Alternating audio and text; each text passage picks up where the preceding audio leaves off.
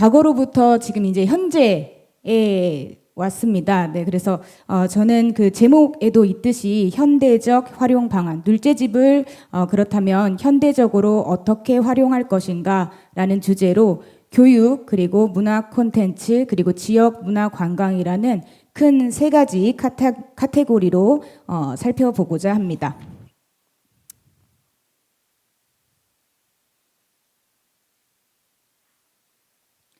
네, 목차는 다음과 같습니다. 머릿말 부분은 조금 생략을 하고요. 연구 배경 및 목적을 설명드리고 박상의 생애와 눌제집의 구성에 대해서 아주 짤막하고 간략하게 살펴보도록 하겠습니다.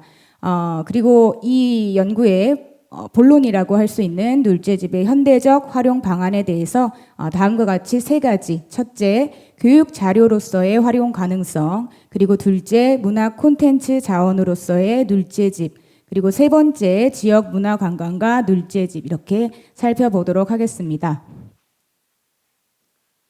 연구 배경 및 목적입니다. 네, 눌제 박상 선생께서는 지금 세 번째 발표라서 아마 앞선 발표에서도 계속 반복되고 있지만요. 조선 중기의 아주 대표적인 문신이자 시인이자 또 유학자십니다. 눌제집은 정치적 절의와 또 자연 친화적인 시풍을 담고 있어서 가장 중요하게 고전 문헌이 교육이나 문화적 재해석 및 활용을 통해서 현대적으로 어떤 가치가 있는지 또 어떠한 의미가 있는지 제고하기 위해서 이번 발표를 제목을 이렇게 선정해 보았습니다.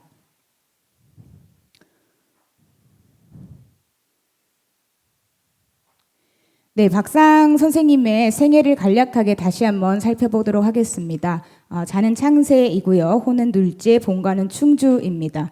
1501년 문과에 급제하고서 사관원 헌납으로 지낼 적에 종친을, 중용을 아주 강렬하게 비판하셨고 그래서 이 사건으로 인해서 강직한 절의 관료로 활약하셨습니다. 단경왕후 신씨 복위 상소와 또 대표적인 연산군 폭정에 저항했던 우부리 장살 사건이 가장 좀 대표되고 특징되는 사건으로 볼 수가 있겠고요.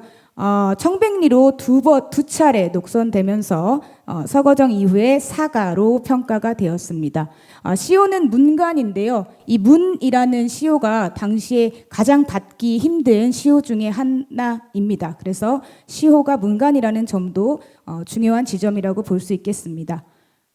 눌제집의 구성은 정치나 문학, 도학적인 면모가 아주 다채롭게 실린 문집이고요. 시나 상소, 그리고 기문과 발문, 상소문 등 아주 다양한 장르의 작품이 다수 수록되어 있습니다. 네, 그래서 정치 사료적인 측면이나 또는 문해 사료로도 가치가 매우 높습니다. 현재 서울대 규장각과 장서각 그리고 성균관대 종경각 등에 소장되어 있습니다. 눌제집의 현대적 활용 방안입니다. 아마도 현대 그 문간공의 눌제집 첫 장면인데요. 책에 이 작품이 번역이 되지 않고 이 책이 계속 보관만 된다면 아마 한문을 모르거나 한자를 읽지 못하는 사람들에게는 소중한 가치가 점점 좀 쇠퇴되고 그냥 옛날 책에 불과해질 거라고 생각이 됩니다. 그런데 이번에 이렇게 눌제집 출간 기념을 의미해서 현대 대중들도 잘 읽을 수 있도록 번역 출간이 되었습니다. 고전 문헌은 그 자체로서도 의미가 굉장히 크지만 말씀드린 것과 같이 한문을 번역하지 않으면 일반적으로 누구나 알 수가 없습니다. 그래서 알릴 수 있는 방안을 말씀드린 바와 같이 교육과 문화 콘텐츠, 지역 문화 관광 측면으로 나누어서 살펴보고자 합니다. 살펴보기 이전에 눌제 박상 선생님과 관련된 문화 자원을 다음과 같이 개괄해 보았는데요. 발표 자료집에는 47쪽부터 해당 자료들이 나열되어 있습니다. 조금 더 다소 상세한 설명과 사진 자료가 첨부되어 있기 때문에 발표 자료집을 함께 보시면 좋겠습니다. 첫 번째는 박상 선생과 사암 박순의 영정을 모신 사후 송호 영당이 가장 첫 번째로 있고요. 두 번째로 봉산제가 있습니다. 이 기역과 니은은 건축 유형의 자원으로 해당이 되고요. 디귿과 리을 같은 경우 눌제 선생 집, 문집과 그리고 눌제 박상 초상화 이 두 가지 작품은 기록 문화 자원이라고 볼 수가 있겠습니다. 네, 다음으로 미음은 눌제 박상의 행장비가 남아 있고요. 기타 다른 지역에 비읍과 시읒의 순창 3인대와 삼남대로의 갈제가 있습니다. 갈제는 어떤 특수한 형태로 남아있지는 않고요. 보시는 바와 같이 갈제, 고개, 어떤 지형 그 자체를 하나의 또 문화 자원으로 개괄했습니다. 네, 첫 번째입니다. 교육 자료로서 그렇다면 눌제집을 어떻게 활용할 것인가 라고 해서 저는 여러 가지 작품 가운데 눌제 선생집 권삼에 실린 금주에서 읊다, 금주 구호라는 작품을 선정했습니다. 작품은 원문을 생략하고 시간 관계상 번역문을 읽도록 하겠습니다. 금산에 온 고장이 맑고도 깊숙해 길 가는 말까지 따라서 느려지네. 병풍 같은 산봉우리들이 가려서 하늘이 작게 보이고 구름이 막고 있어 낮은 줄 알지 못하겠네. 관가에서는 조세로 작과 꿀을 거두고 마을에서는 산밭을 같이 갈아서 먹고 사네. 무릉도원에라도 들어온 듯해 먼지와 진흙탕 길 넓고도 풀 무성하구나. 이렇게 정리가 될 수 있겠습니다. 이 시는 오원율시의 형식을 따르고 있으며 자유로운 산소 묘사와 유유자적한 정서를 중심으로 시상이 전개되고 있습니다. 시의 공간은 금주 일대이며 박상이 유람하던 중 마치 신선의 세계라고 할 수 있는 무릉도원에 들어선 듯한 분위기를 느끼며 이를 읊고 있습니다. 제1리구에서는 시를 다시 한번 보도록 하겠습니다. 제1리구에서는 시인은 외부와 단절된 듯한 고요한 아주 공간감을 시적 형상화로 나타내고 있고요. 세 번째와 네 번째 구절에서는 세밀하고 섬세한 자연적 묘사가 드러나고 있습니다. 5구와 6구에서는 선현들의 자연 속 공동체 생활, 그래서 관가에서는 작과 꿀을 거두고 마을에서는 사람들과 함께 산밭을 갈아서 먹고 산다라는 구절을 볼 수가 있겠습니다. 마지막 두 구절은 시 전체의 정조를 집약적으로 보여주고 있습니다.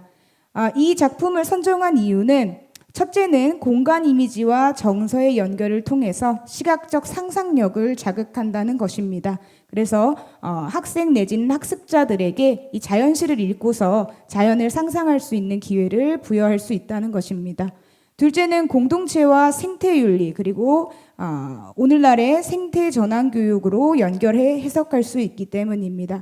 셋째는 무릉도원의 환상성과 현실적 고단함이 공존하는 구조는 현대사회의 이중적 감정 구조를 이해하는 데 유의미한 재료로 활용할 수 있기 때문입니다. 그래서 2022년 개정 교육과정 한문과 중고등학교의 한문이 개설된 학교에서 눌제집에 수록된 이 작품을 활용하여 교수학습 지도안을 설계해 보았습니다. 발표 자료집 54쪽에 아주 상세하게 실려 있는데요. 이 교수학습 지도안의 경우에는 중고등학교에서 그 교사가 어떤 주제를 가지고 수업을 진행하기 위해서 이렇게 수업을 진행하겠다 정도의 계획표라고 생각하시면 되겠습니다. 본 지도안은 고등학생 한문, 고등학생을 대상으로 총 3차시 블록타임제를 적용하여 설계하였으며 조선시대 선인들의 공동체 삶의 지혜를 이해하고 이를 바탕으로 미래사회에 필요한 인성과 또 한시 감상을 통한 심미적 감상을 함양하는 것을 목표로 했습니다. 학습자는 예전에 그 전통적인 한시의 형식적 특징을 이해하고 또 시어 분석과 작품 감상을 통해서 한시 작품을 심도 있게 이해하였으므로 본 작품을 통해서 심미적 감성 능력을 기를 수가 있겠습니다.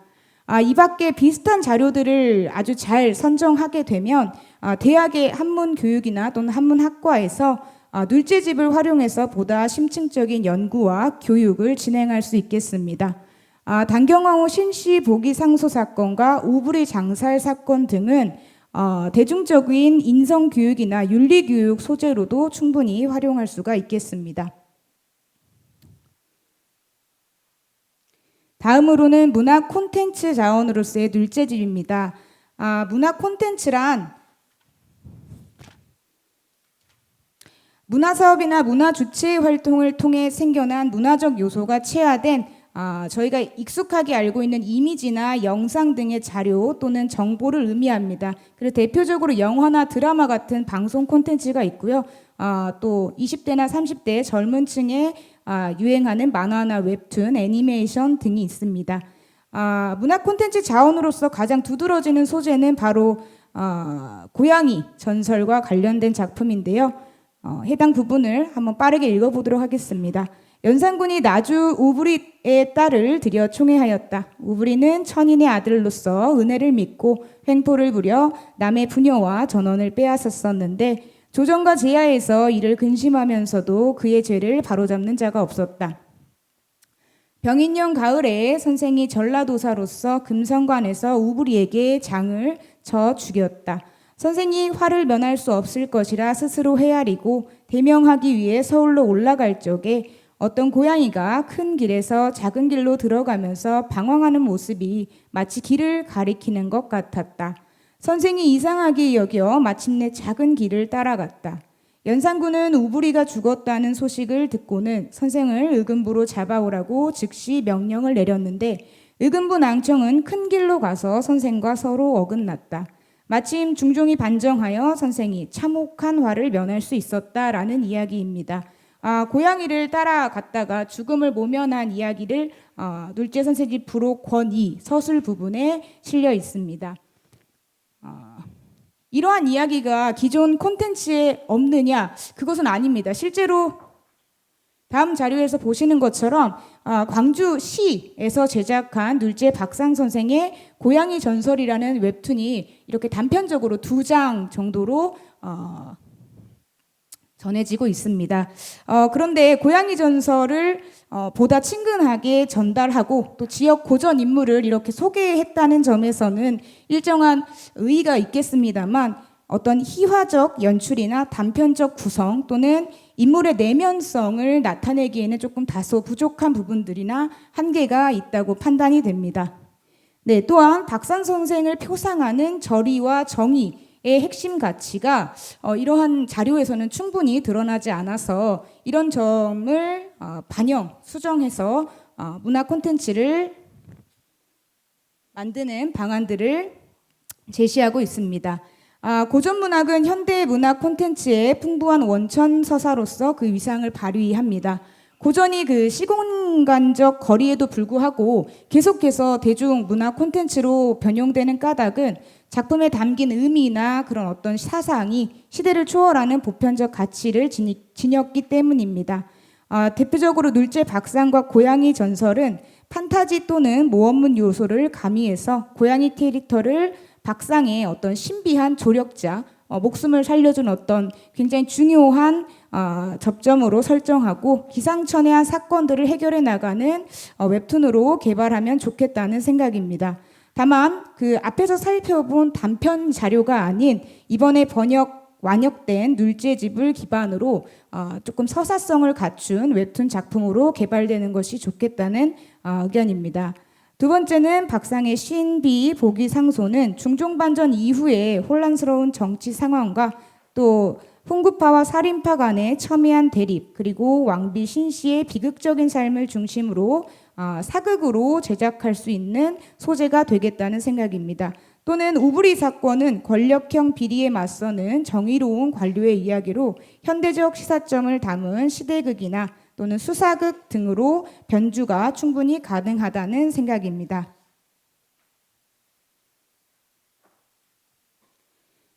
세 번째입니다. 지역 문화관광과 눌제집인데요. 여기에서 먼저 살펴볼 작품은 눌제 선생집 속집 권3에 실린 서석산을 유람하다라는 시입니다. 서석산을 유람하다라는 시를 지어서 정만정에게 주다라는 작품입니다. 해당 내용을 살펴보면 옛날 영평으로 귀양 갔을 적에 무등산 구름을 헤치고 올랐었네. 연불함에서 서로 만나고 천왕봉 위에서 함께 거닐었었지. 남쪽의 50고을 탄환처럼 작아 보이고 북쪽 궁궐 3,000일은 지척이라. 날로 병들어 깊이 문 닫고 있으니 언제나 다시 층층산을 오르려나라고 풀이해 볼 수 있겠습니다.